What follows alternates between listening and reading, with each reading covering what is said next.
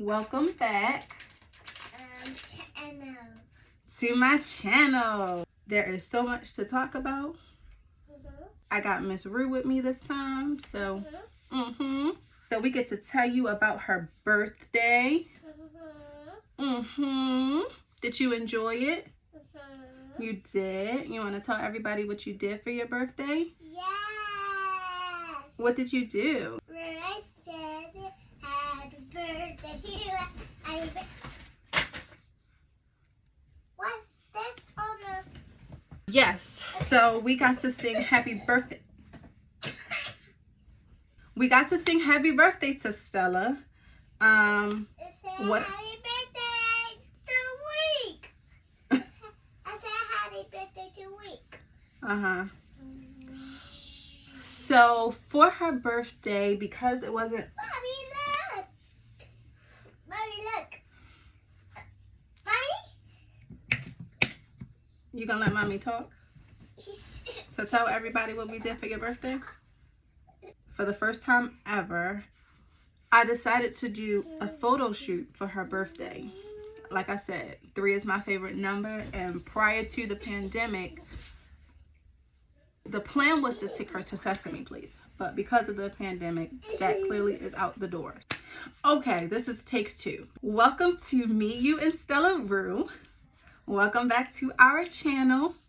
I hope you guys enjoyed your week last week, because me and Stella really enjoyed ours. Last week was her birthday, so we really got to celebrate the year of 3. That's what I'm calling it, the year of 3. I decided to do a photo shoot, and I decided to throw like a intimate family gathering. Her theme was trolls. It switched because initially she wanted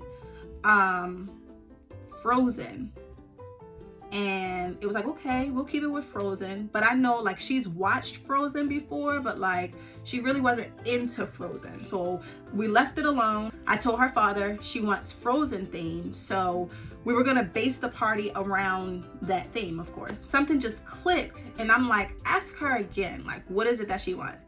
And because of course Christmas was last year, she was really into the Grinch, and then the Grinch turned into Shrek. I don't know, don't ask me. I'm like, she really doesn't know what she wants, but I'm like, I'm gonna give it one more try and really see what type of theme she wants for her birthday. Ended up being trolls, and I'm like, that is the one. She loves trolls. Like, she loves trolls. I've never watched the video, so it must have been something that maybe her and her father got into, like when she was over there.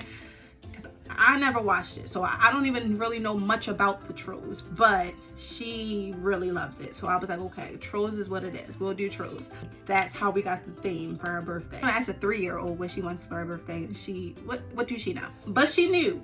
And because she knew, that made the party so much more fun, because she was aware of the theme and who the birthday was, what, everything was that was going on. So that was really fun. Prior to her birthday, I put on a photo shoot. I'll put the guy's Instagram handle down below. He did a really good job. I was in like a professional developmental program before I had Stella. They basically help you get a job, basically, but they put you through like college courses and things of that nature. I was in business management, so they put you in business management college courses. You take it for X amount of time, and then you have like a experimental type part of it, so that way you're getting the education and the experience for whatever field you were going into. Being around so many different talented people, you build a family bond. I still, not as often, I'm sure, but like if I needed anything, I know that I can call the people in that what was considered a cohort. That's how I found the photographer. Her birthday was on the 7th. I think I called him on the 3rd, and he was there the 4th. Like, it was like perfect timing, so I was able to have photos to publish on her birth date. Awesome sauce. Okay, so I put my eyebrows on. Well, really, not really. Yes, ma'am. I was so thankful for him to let me fix this.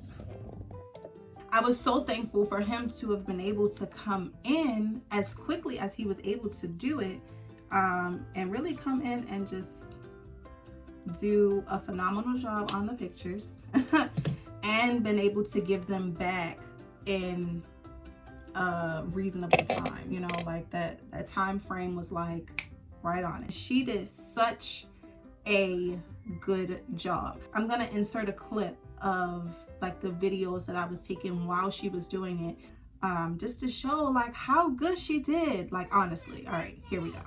You posing, baby? Put your hand on your hip. Put your hand on your head. Put your hand on your leg. Ooh.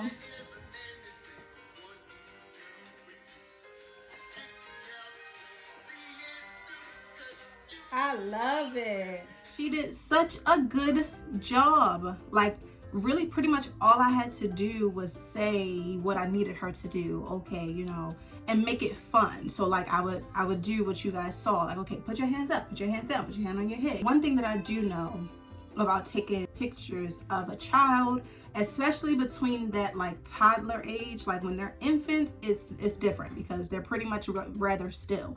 But when they get into that like 1 to 3 stage where like it's like they really want to do their own thing, you really have to make it fun. You got to tell them things to do just to keep the hype, you know, so that they don't, you know, want to steer off and do whatever other child that they might see playing around doing.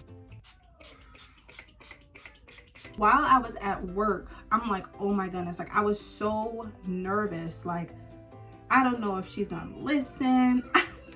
I don't know if she's gonna be asleep when I get home, you know.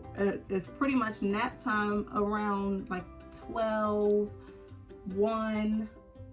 And that's pretty much the time that I get off, around like 1:32. I'm like, I don't know if I'm gonna come home and she's not gonna be up, you know, like I'm gonna have to really like wean her into whatever, you know, the day is going to consist of. But nope, she was up, but she was going down.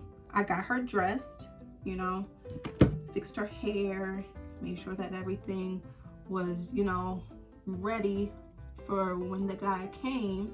Stella's the type of child, I mean, I don't know if every child does it, but I know like for me, when I put on clothes, the mood changes. Like if I woke up and I, you know, had pajamas on for most of my day, then my day is really like, okay, like today's a chill kind of vibing kind of day. If I'm about to go out, then like, I don't know, my mood changes. It's like, okay, it's time to get up, you know? So when I put her clothes on, she snapped right into place and she was ready. And she did such a good job. So initially, I'm like, okay, this is the video after Stella's birthday. As a parent, it's like, oh my goodness, I just want to tell you all of what happened when I was pregnant with her and my pregnancy experience and everything. So here we go. I found out I was pregnant 6 weeks. I found out I was pregnant at 6 weeks. How did I know? I didn't know. What happened was I was at work. I had sushi that day. Weird. Don't ask me why I decided to eat sushi. Out of all the days that I could have eaten sushi, why this day? But this particular day, I'm like, sushi sounds good. Let's have sushi.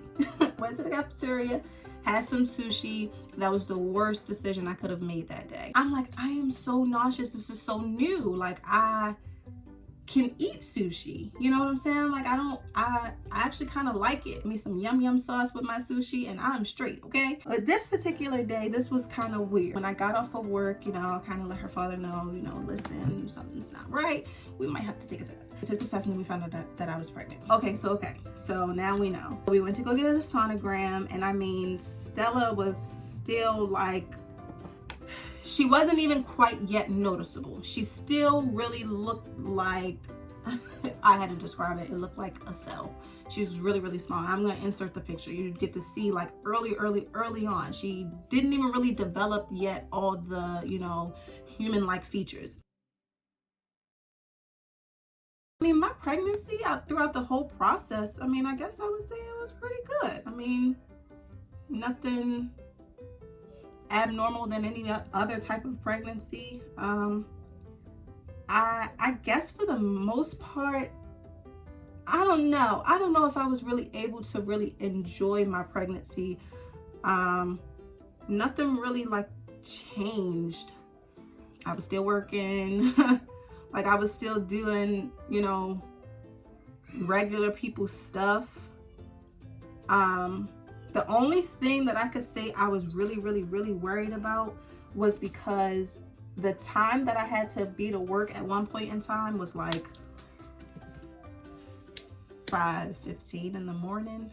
And I'm like, Lord knows, when I really start being like pregnant, I don't know if I'm gonna be able to work these hours like this. Like these are some crazy hours. But eventually my job time changed, which really worked out for me. I think that was the only thing I was worried about. Like I really feel like my pregnancy was rather normal. Like I had a normal pregnancy. First beginning stages of pregnancy, you get like, I don't know, I had like aches and pains, you know, like Braxton Hicks contractions. It is really not even well, I guess it is contractions, but it's like your uterus is expanding, you know what I'm saying? Your uterus is getting ready for, you know, a baby. So during the time, I could remember going to the bathroom while I was at work. Like a lot of my things of pregnancy seem to have happened at work. I got this really, I'm gonna consider it a cramp because that's about the only thing that I can compare it to. I got this really bad cramp in my butt. Like it hurted so bad that I could have screamed, but I'm like, people were like walking in and out of the bathroom. I can't like be like, hey, call 911. So I had to endure it in the bathroom. And then I called my manager like, I'm not feeling good. I really need to go home. But nobody knew that I was pregnant at the time. Really, nobody knew that I was pregnant a lot of the time. Like nobody could even tell. I really didn't show, not less somebody heard it through the grapevine or I told somebody that I was pregnant. Other than that, nobody even really knew. That was pretty much the only pain that I could remember really having, like as an experience of being pregnant. I really didn't have too much like abnormal things. My pregnancy was rather enjoyable. When it was time to, you know, like deliver, all I know is that I ate the whole time. I didn't miss a meal, so I'm so thankful for that because I like food. I don't know how I was able to do that, but I was able to do that. I had just had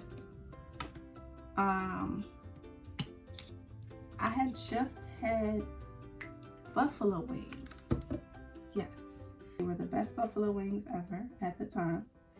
And my sister called me and she was just calling. She was literally calling to see if I had the baby. Like, okay, so what phase are you in now? And I'm like, no, like I'm still pregnant. She's like, you know, I'm just wondering if you're gonna go into labor. So I'm really just calling you to really see what's up. I'm like, okay, well, no. So we were probably sitting on the phone for a good hour. And I mean, I had already eaten and I'm like pacing the house, you know, up and down the steps, talking to her like as normal. And literally sitting, waiting for me to go into labor. That was the whole purpose as to why she called me. So we're going through pregnancy talk and and everything. And I'm like, I'm good, you know, I feel good, I'm okay, I'm this, I'm that, you know. Hold on. So we're literally sitting there, you know, going through all this pregnancy talk. And I'm sitting on the phone and I'm like, I think my water broke. She screamed like, oh my God. Like she's the special one. She is the special one. It is her that caused Stella to come out, okay? Whoever it could have been, I thank her, okay? Because perfect timing. Because she's excited, then I start getting excited because I'm like, what? Like, so what next? Then I'm like, okay, I have to go to the hospital. Okay, like now it's time. So I'm like, you know, call for her father, like, my water just broke. And he's like, you know, are you sure? And I'm like, I think I'm sure. I know what I felt, okay? So let's go. We get to the hospital, and it's crazy, honestly, when you think about it, because in the moment, it's like everything's happening so fast, and it's almost like your self is trying to like grasp the moment, one, and then two, kind of make an archive of what's happening so that you can remember all the stuff that's going on. Yeah, no. Once I got to the hospital, I don't remember getting from the hospital door into a room. I honestly don't remember. We got into the room, and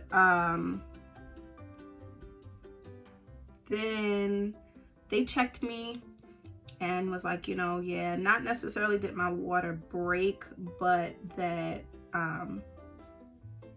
it leaked, basically. So I guess she might have like poked her finger or something, and it was like, oh, okay. Fun time. Then we got into a room. Eventually, by that time, my mom had came. So we get into the room, and it's like, okay, now it's real. You're about to have a baby. Maybe not right now. It's going to be a process. Like, okay, you're about to have a baby. That particular night, let me think. I tried to document as much as I could, so I'll insert like the picture of me in the hospital, okay?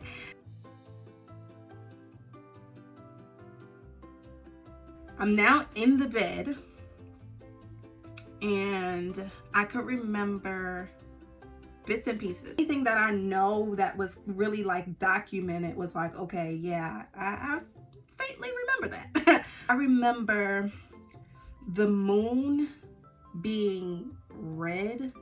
It was like bloodshot red moon. Then I can remember like contractions coming, and my initial plan, my pregnancy plan early on, I wanted to give birth in the water. Like, it's something about the sound of the water and there's something about the feel of the water that I just love naturally outside of even being pregnant. I wanted to do that same thing. But yeah, the things that you plan to happen, especially when you plan for it to happen, it doesn't always work that way. So, okay. So I also wanted to give birth naturally. So that was my plan. I don't know what I was thinking, it being my first child, that I knew what I even wanted to begin with. You know what I'm saying? It takes me back to Stella knowing what she wants at 3 on her birthday. She doesn't know. She just wants whatever is gonna happen. You know, she's okay with however it happens, when it happens, the way that you give it to her. You know what I'm saying? So I don't know what I was thinking that I knew. I don't know what I was thinking, but I was like, I want to do it naturally. So my initial plan was to not take an epidural and to just go with the whole process. So I can remember sitting on the bed, like sitting up with my legs crossed, like I was Princess Diana, laying in the bed, you know, like I'm just here to, you know, get my nails done. Or I don't know what I was thinking. My legs were crossed, and you know, pain, but it was still early on. So like I would get a contraction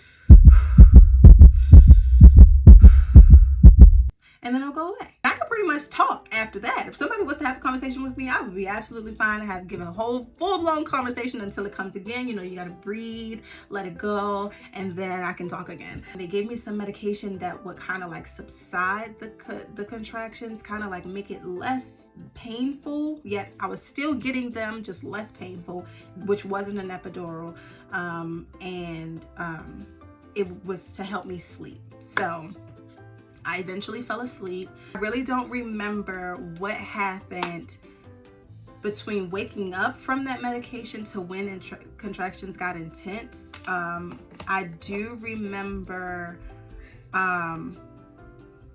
just them being very, very like intense. I didn't like the hospital that I was at.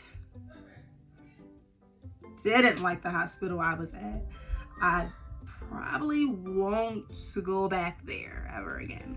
But like my gynecologist, she was great, but the doctors there were not. I also didn't have my OBGYN. So it was like, you know, like I said, the plan that you initially go in with is not always the plan that, you know, sticks out. Gave me medicine to basically like calm the contractions down, yet they were still coming. I just couldn't feel them as intensely as if I didn't have any medication. So, because, take it back, because I was sitting on the bed like Princess Diana with my legs crossed, Stella was like, where do I go? The doctors are like, you know, well, she really doesn't know where to go, so we have to put this peanut, it literally looks like a peanut, like in between your legs. So you like hold it like this so that the cervix and everything opens so that she can eventually come out. Oh my Lord, have mercy. I don't know any type of pain that I can even help humanly give you an idea of. I can't even, not a toothache, really not even cramps, not a headache. I can't. There's no other pain that I can even simplestly compare it to. Not even one. So, I'm pretty much almost done with my face. This was honestly pretty quick. So yes, so that was like excruciating pain. And I'm like, at this point, I need an epidural. I cannot hold this anymore. This, first of all, the positioning is uncomfortable and I cannot hold this anymore. And what I think now, looking back on it, I think Stella was really coming out. I really think she was already there. And because I didn't like the doctors, they were really like, oh, you're okay. Let me check. You're okay. Like they were so like, yeah, I don't like this. Okay, so I really think that is what was happening. I was 6 centimeters by the time I got the epidural. So 79. I was pretty much almost there in the time span of me wanting to go naturally. So I was like 6-7 centimeters. So I was really close. I really lasted a really long time, but your body naturally going through that process, it naturally goes through the process. Your body will begin to react to that excruciating pain. I'm like, I cannot take this anymore. Like, this is ridiculous. This is ridiculous. I need the epidural now, right now. Not waiting. Please hurry up. That's why I have concluded that I think she was coming a lot quicker than what I thought she was, because soon after the epidural, of course the epidural slows the process down. So maybe as soon as they did the epidural, they put me back in that position and I felt everything still. I felt everything still. Like I didn't take the epidural. Like I still felt everything, you know? It was still painful to be in that position. It was still painful to hold that dumb peanut. It was painful. It was painful all the way around. After, of course, the series of like, okay, I have to push right now. I needed the epidural right now, and now I have to push right now. Okay, I can't keep holding this thing and I have to push. The epidural is meant to numb basically your waist down so that you don't, I don't think it necessarily takes the pain away. At least it didn't for me. I think it really just numbs it. And you know, if you got numb to get your tooth pulled, you don't not necessarily feel it. You feel pressure, you feel tugging, you feel you know, the process of them taking it out, you know what I'm saying? So I really can't say that it necessarily takes everything away, just my experience. So I tell the doctor, like, okay, like I have to push now. And dumb doctor was so dumb. Great doctor, I'm sure she was great to many, but I don't think she was the nurse. The nurse came in. I said, I have to push. Okay? And she says, well, the doctor just checked you. You shouldn't have to push yet.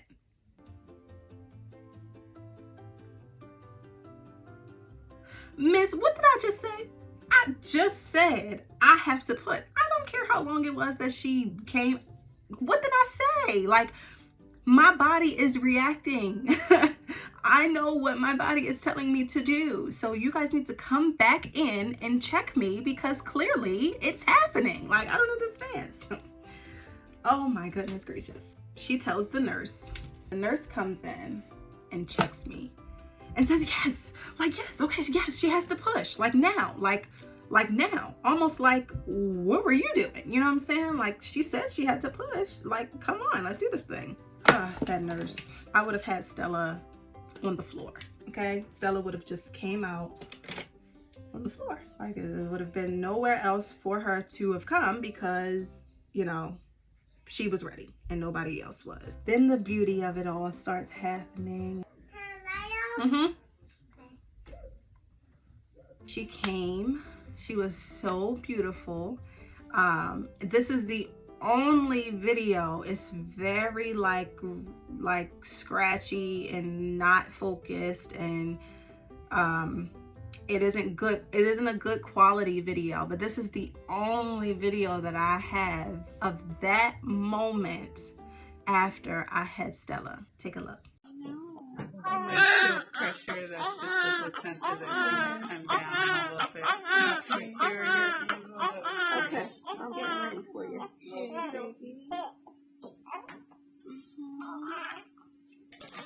Alright, I marked it. First time was 200.